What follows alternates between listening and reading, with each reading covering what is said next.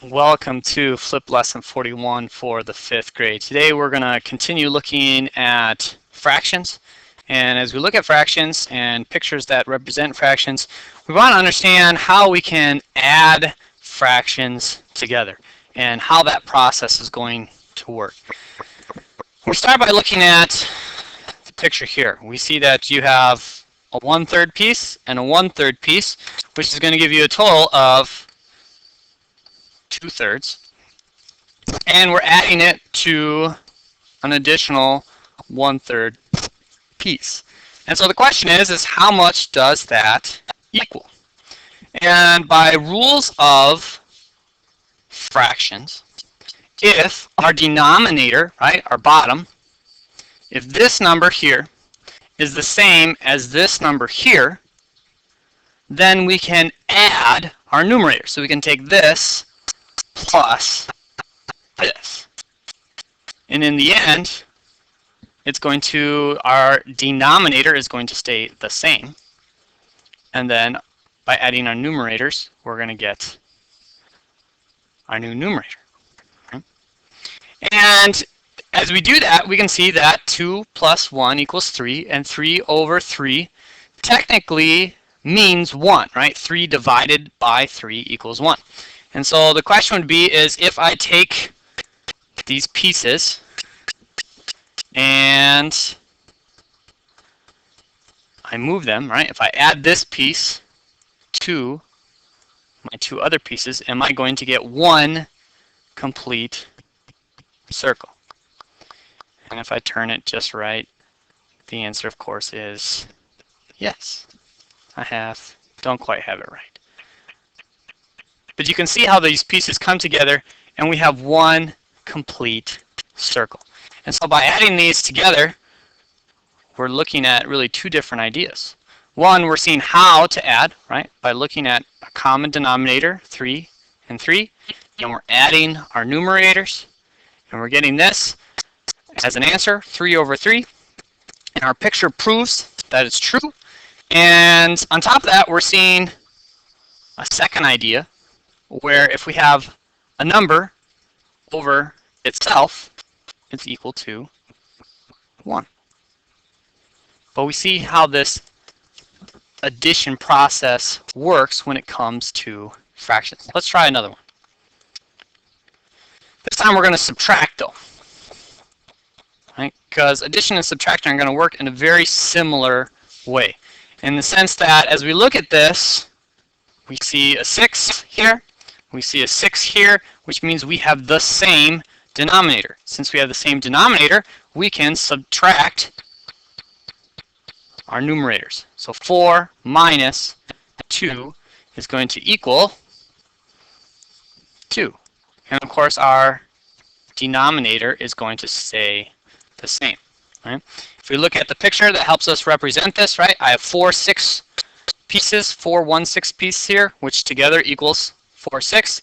And if I take this one away and I take this one away, there are 2 6 pieces left. Okay? And so we can think about that in that way. On top of that, we can look at what's left. And we have a little rule that we kind of want to think about and start working with is when we have a fraction like 2 over 6, we can talk about reducing our answers. By reducing fractions, we want to get them in lowest terms. And so if there's a common factor between the two, we can divide by that. So 2 can be divided by 2, and 6 can also be divided by 2. So 2 over 2, which technically, if you look real hard, that equals 1, right?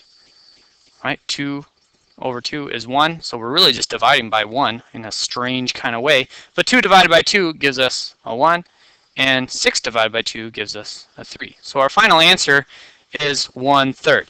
And if we were to pull out a 1/3 piece from the other slide, we could probably put it right on top there, and we'd see that that's exactly how it works, right? But the process here is the same, right?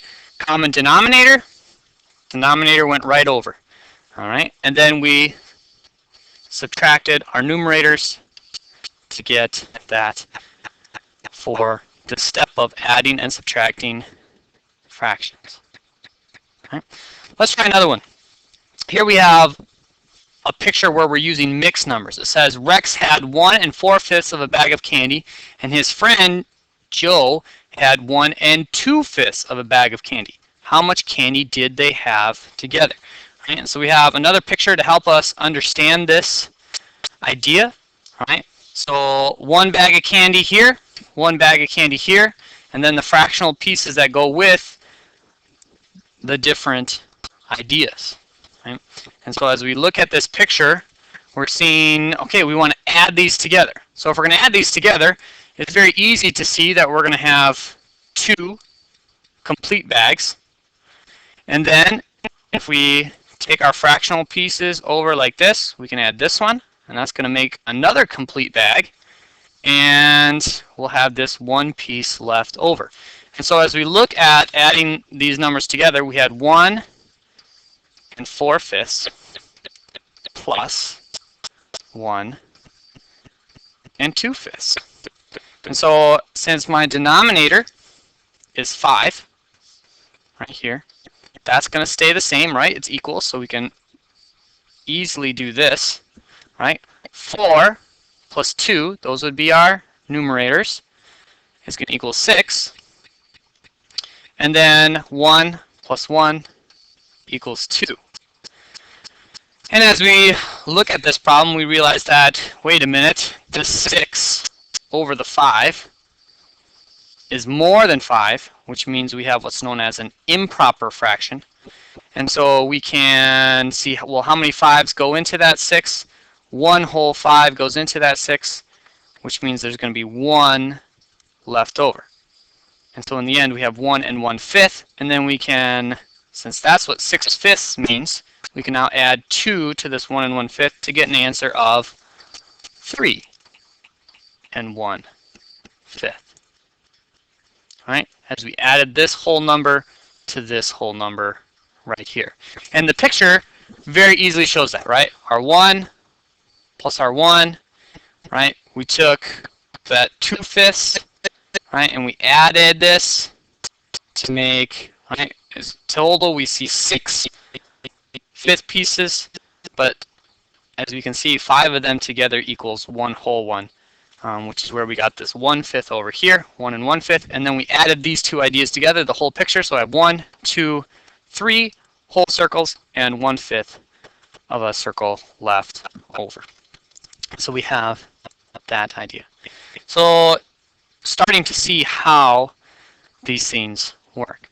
Let's try one more, working with subtraction again. Right? So now we have some mixed numbers we want to subtract. It says we have 3 1/2, right, as the picture represents, and we're going to take away 2 whole ones and also a half. Right?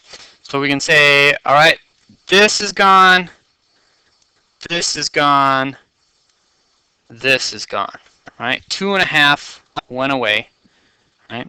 So as you're looking at the picture, we're seeing that there is only, of what we started with, right? We started with 1, 2, 3 full circles and half of another one, and we took 1, 2, and half away, which means all we're left with, if we're looking at what we're left, right, what's actually still shaded, we only have this 1 right here, and that's all we're going to have left. So if we were to show how this looks when it comes to subtracting, right, it's usually best to subtract in the vertical way rather than the horizontal. We can see things lining up. Right? We got this 1/2, and we're going to subtract.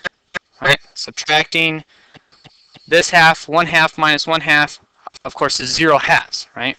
So nothing left, and then 3 minus the 2 is going to give us a 1.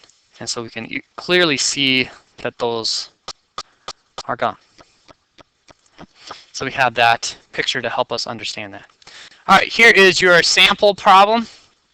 Go ahead first, start and draw a picture to help illustrate what this problem is saying, and then solve this problem to get a complete answer. That is lesson 41, looking at adding and subtracting fractions and mixed numbers.